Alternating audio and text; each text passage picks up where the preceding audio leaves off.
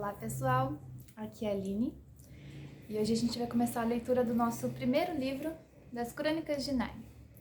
O nome do nosso livro é O Sobrinho do Mago. Vamos ler o prólogo, para vocês saberem mais ou menos do que se trata a história, tá? A aventura começa quando Digory e Polly vão parar no gabinete secreto do excêntrico tio André. Ludibriada por ele, Polly toca o anel mágico e desaparece. Digory, aterrorizado, decide partir imediatamente em busca da amiga no outro mundo. Lá, ele encontra Polly e juntos ouvem Aslan cantar sua canção ao criar o mundo encantado de Nárnia, repleto de sol, árvores, flores, relva e animais.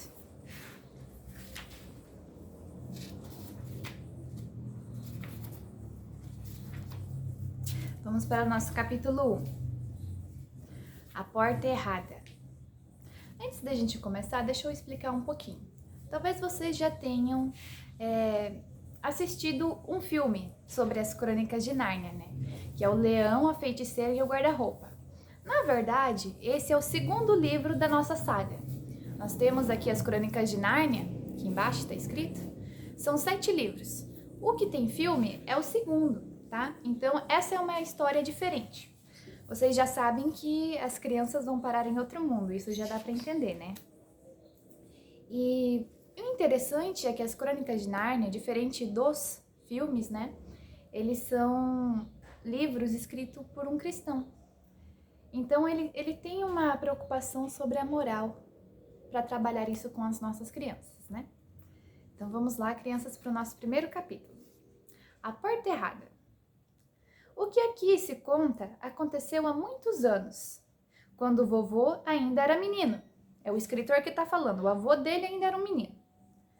É uma história da maior importância, pois explica como começaram as idas e vindas entre o nosso mundo e a terra de Nárnia. Naqueles tempos, Sherlock Holmes ainda vivia em Londres e as escolas eram ainda piores do que as de hoje. Mas os doces e os salgadinhos eram muito melhores e mais baratos. Só não conto para não dar água na boca de ninguém. Naquela época vivia em Londres uma garota que se chamava Polly.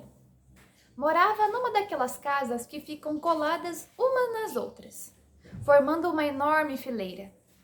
Uma bela manhã, ela estava no quintal quando viu surgir por cima do muro vizinho o rosto de um garoto. Polly ficou muito espantada, pois até então não havia crianças naquela casa, apenas os irmãos André e Letícia Catterley, 2 solteirões que moravam juntos. Por isso mesmo arregalou os olhos muito curiosa.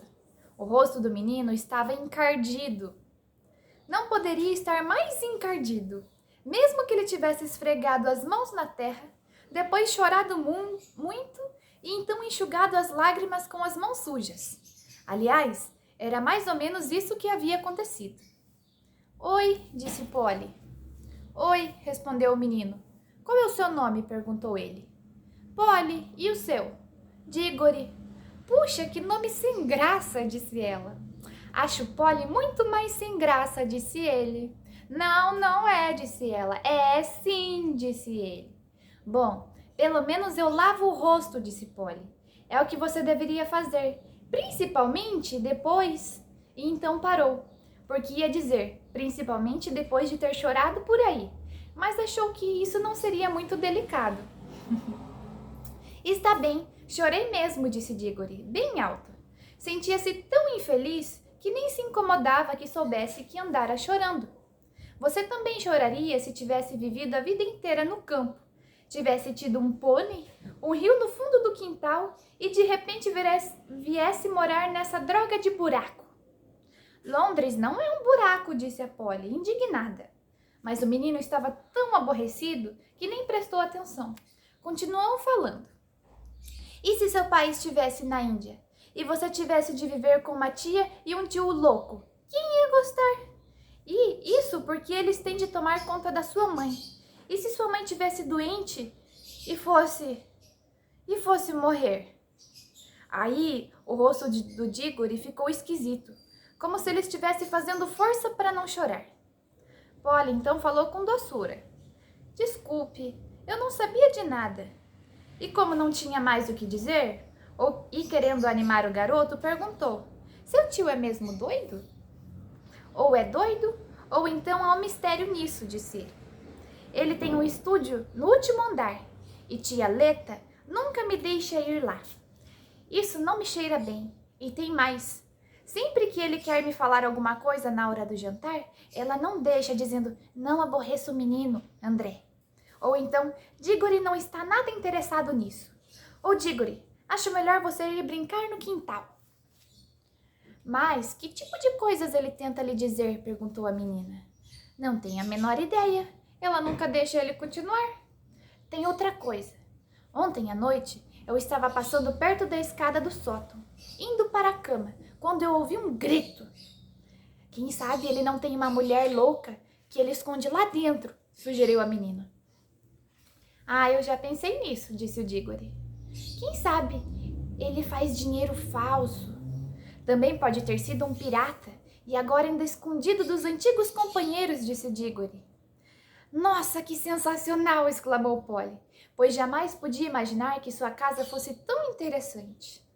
Você diz isso porque nunca dormiu lá. Não é nada agradável acordar no meio da noite ouvindo passadas do tio André no corredor, vindo na direção do seu quarto. E os olhos dele são de dar medo. E foi assim que Polly e Diggory se conheceram. Era no início das férias de verão, e como nenhum deles iria viajar para a praia, passaram a encontrar-se quase todos os dias. As aventuras começaram principalmente por um motivo. Era um dos mais úmidos e frios verões dos últimos anos, de modo que, em vez de brincar ao ar livre, eles preferiam fazer incursões dentro de casa. É impressionante quantas explorações a gente pode fazer num casarão, com um toco de vela na mão. Vou mostrar a figura aqui para vocês, do Diggory e da Polly. Olha lá. Para quem já assistiu um filme que mostra Londres, dá para imaginar como é que eram aquelas casas todas coladas uma nas outras, né? Parece uma casa enorme. Ó, aqui vocês podem perceber uma coisa, eles usam vela. Eles não têm eletricidade em casa, hein? Imagina vocês aí sem eletricidade, o que vocês iam fazer? Algum tempo atrás, Polly havia descoberto que uma portinha no sótão de sua casa dava para uma caixa d'água e um lugar escuro. O lugar escuro parecia um túnel comprido, com uma parede de tijolos de um lado e um telhado inclinado do outro. Não tinha assoalho. Assoalho é chão, tá? No túnel. Era preciso andar de viga em viga, pois entre elas havia somente massa, na qual não se podia pisar. Massa que ela tá falando aqui é ar, tá? Ficou estranho, mas é isso. Não tem nada, não tem chão. Sob o risco de cair do teto no aposento de baixo. Polly utilizava um pedacinho do túnel perto da caixa, como uma caverna de contrabandista. Levava para lá tábuas de caixotes, assentos de cadeiras quebradas, coisa que ia espalhando entre as vigas para fazer uma espécie de chão. Também guardava ali uma caixa contendo vários tesouros, uma história que andava escrevendo e maçãs. Era ali também que costumava beber tranquilamente sua garrafa de soda. As garrafas vazias ajudavam a fazer um ambiente. Soda era o jeito que eles chamavam refrigerante antigamente, tá? Diggory gostou muito da caverna. Ela não lhe mostrou a história que estava escrevendo, mas o Diggory estava mais interessado em prosseguir nas explorações. Olha aqui, disse ele. Até onde vai esse túnel? Ele para onde termina a sua casa? Não, respondeu ela, ele continua, só não sei até onde. Quer dizer então que poderíamos andar por cima de todas as casas do quarteirão? Poderíamos, não poderíamos? Disse ela. Hã? Disse ele. Podemos até entrar numa outra casa. Ah, é?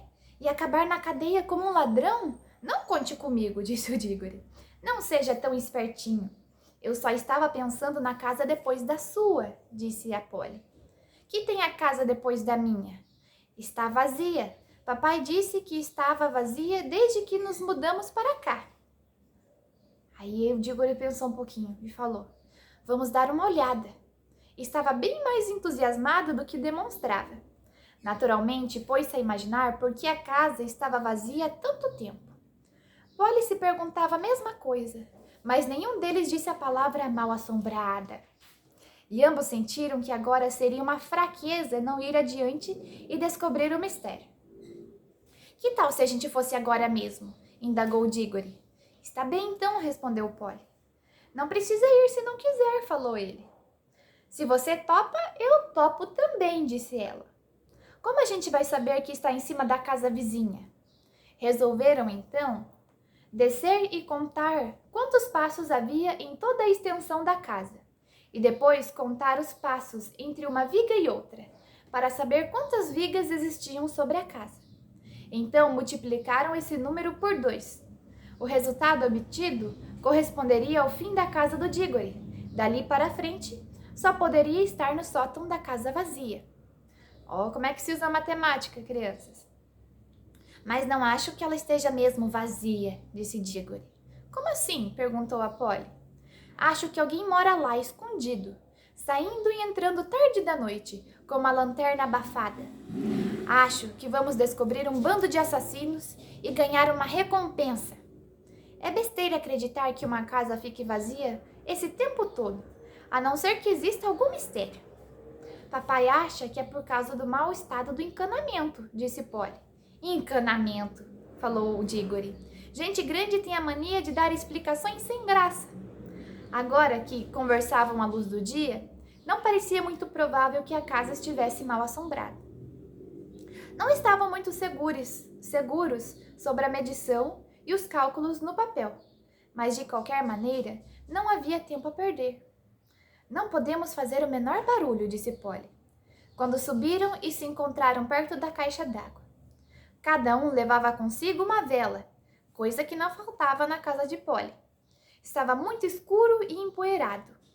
Iam pisando de viga em viga, sem dizer palavra, exceto quando cochichavam um para o outro. Já devemos estar na metade do caminho, ou uma coisa parecida. Ninguém tropeçou. As chamas das velas aguentaram firmes. Por fim, descobriram uma portinha encaixada na parede de tijolos à direita.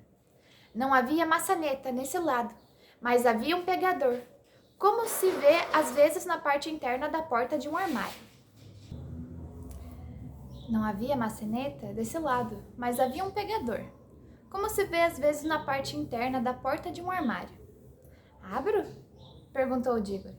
Se você topar, eu topo, disse a Polly. A coisa estava começando a ficar séria, mas ninguém ia dar para trás. Diggory empurrou o pegador com dificuldade.